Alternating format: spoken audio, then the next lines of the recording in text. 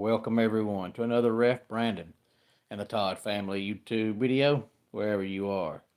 Whatever you may be doing, thank you so much for making Ref Brandon and the Todd Family a part of your day. We always greatly appreciate it. If you jump on here live here on this Wednesday evening, feel free to leave a comment in the comment section down below. Make sure to give the video a like, a thumbs up.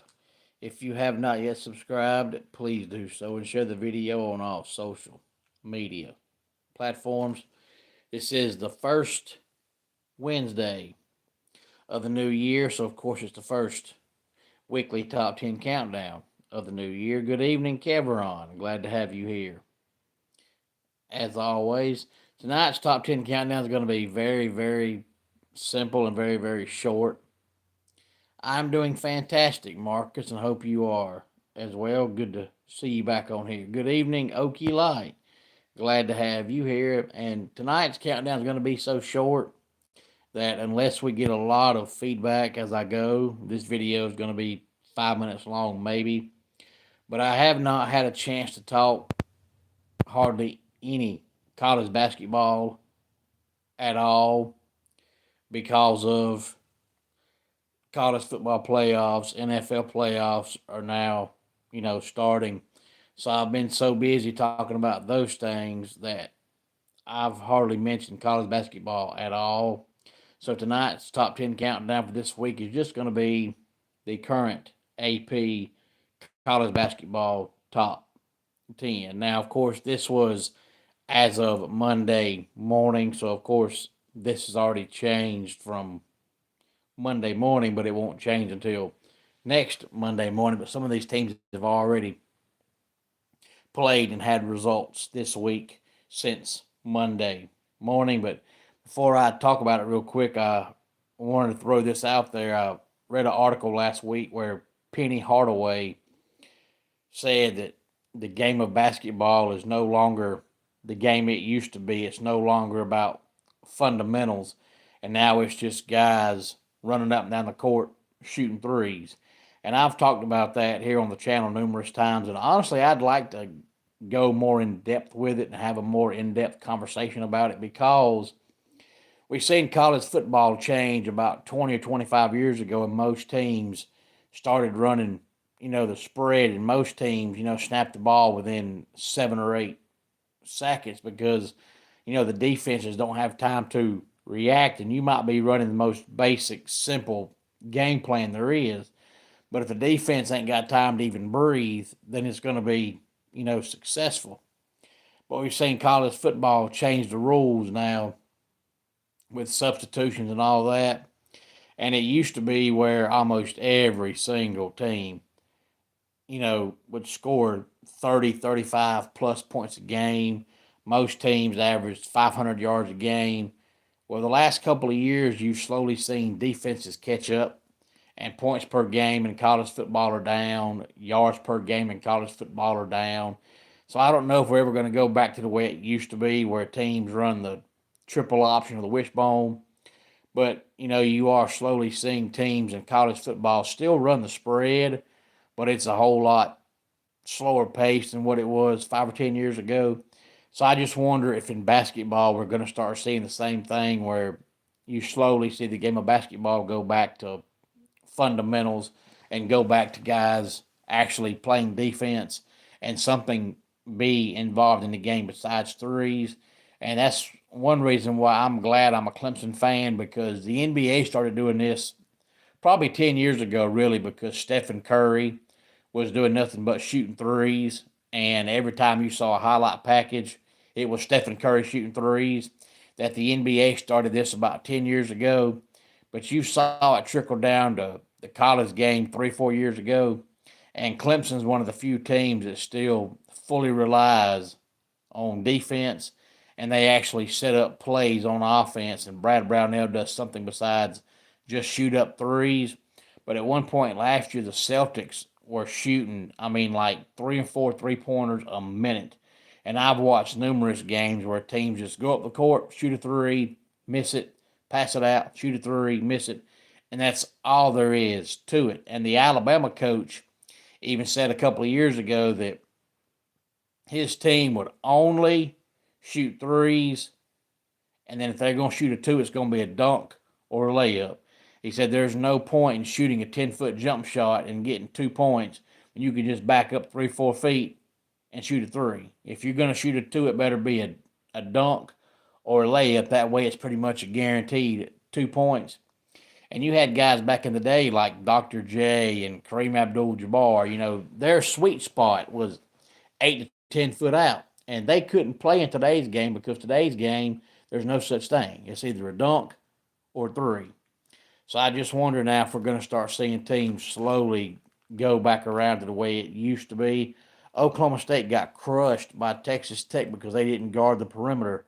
I think you're right. Great defensive teams are working back in. Look at Iowa State. Yeah, and I hope it does happen, Okie Light, not just in basketball, but football as well. I don't know if we're ever going to go back to the triple option wishbone days when football was actually football. But, 10, 15 years ago, every team ran the spread and every team ran 90 or 95 plays a game. And even if you had a good defense, you were giving up 30 points because your defense is on the field so much and you didn't have time to rest and you couldn't substitute.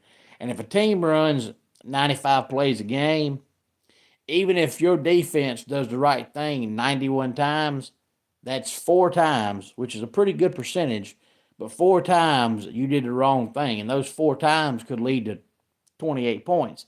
But in the grand scheme of things, percentage-wise, mathematics-wise, only messing up 4 times out of 95 plays is good. But the game of football, those 4 plays could be 4 touchdowns. But the more plays a team runs, the more chance you got of messing up on defense.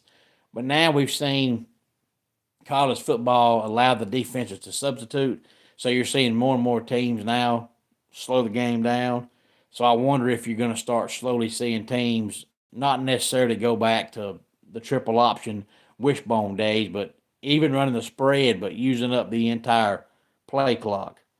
And basketball, I think, will eventually be the same way. I don't know how they're going to do it because you can't tell teams to stop shooting threes. That is part of the game. But I think if you see more and more teams start losing only because, they shot 63s but only made 4 of them, then maybe you'll slowly start seeing, the game of basketball go back to being the game of basketball.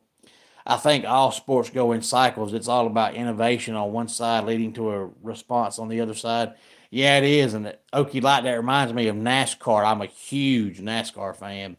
And I don't know about where you are, Okie Light, but, where I am in the South, NASCAR mid to late 90s, early 2000s was extremely popular. And for whatever reason, NASCAR tried to expand their horizon and not just make it a southern sport, but, make it an all-around sport. And they started going to California, and then they started going slowly but surely trying to go, overseas, and started going to Chicagoland and started going to Kansas. And a lot of the old NASCAR fans from back in the day didn't like that because they felt like NASCAR was messing up its heritage. And I still thought, you know what? They've got a point, but at the same time, the racing on the racetrack doesn't change because NASCAR is changing its heritage. It's still NASCAR. But NASCAR is slowly cycling around to back in the old days. Dodge is back in NASCAR. And North Wilkesboro Speedway is back in NASCAR. Rockingham's coming back to NASCAR. So you're slowly seeing NASCAR go back to its roots because they realized that the cycle they were in was not meant to be. You've been to Daytona and Atlanta. Still want to hit up Texas. I've been to Atlanta, Okie Light. I only went there. That was 2003. I remember it. I won tickets from a radio station. They were doing this game called NASCAR Math. And you had to know NASCAR to know everybody's numbers like that because they wouldn't tell you the numbers. They would say, hey, so-and-so's car added to so-and-so's car, take away so-and-so's car. What number do you get? And you'd call in and tell them. And I called and I told them, and I won tickets to Atlanta because where I'm at, Atlanta is the closest race. I went. I enjoyed it. The only bad part was the day I went, Dale Earnhardt Jr. won, and I never did like him. But outside of that, it was a good, fun experience. But I've talked to numerous people who say that, NASCAR, if you're going to go to a race, it needs to be Bristol or Martinsville because every other racetrack is so big, the cars just go by and look like ants. And you hear them and you see them, but they go by so fast you can't tell who it was.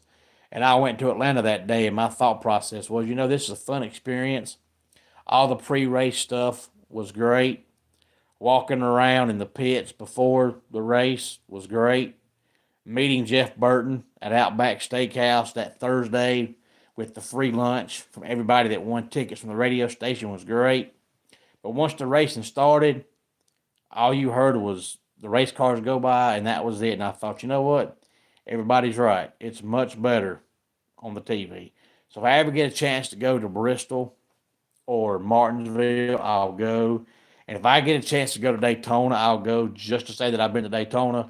But outside of that, I'd rather watch it on TV because you're paying all that money to go out there and watch, and they go by so fast, you can't watch them. If anything happens in front of you, you don't see it because they go by so fast. But number 10 is Nebraska, and they are 14 and still undefeated. Hard to believe Nebraska Cornhuskers are top 10 in basketball. Number 9, Brigham Young, the BYU Cougars, sitting at 13 and 1 at number 8. Some say Gonzaga, some say Gonzaga. Number 7, Houston. Number 6, Duke. Number 5, Purdue. And Houston, Duke, and Purdue are all 13 and 1. And then UConn is 14 and 1 at number 4. Number 3, undefeated, 14 and 0, is the Cyclones of Iowa State. Number 2, Michigan at 13 and 0, and the number 1 team in America right now, sitting at 14 and 0, is the Arizona Wildcats. Any thoughts on any of this? Please feel free to let me know. Let's go ahead and get our dad joke of the day in here. Divorce is like algebra. You look at your ex and wonder why. And that does it for today's Ref Brandon and the Todd Family YouTube video. Good luck to you, Okie. Like my Clemson Tigers are playing coming up here in about 30 minutes, 9 o'clock Eastern time. Playing a very, very, very good team. Should be a very good game tonight. Until next time, it's Ref Brandon saying, just like in pro wrestling, life can be over by the count of 3. Tell your friends and family.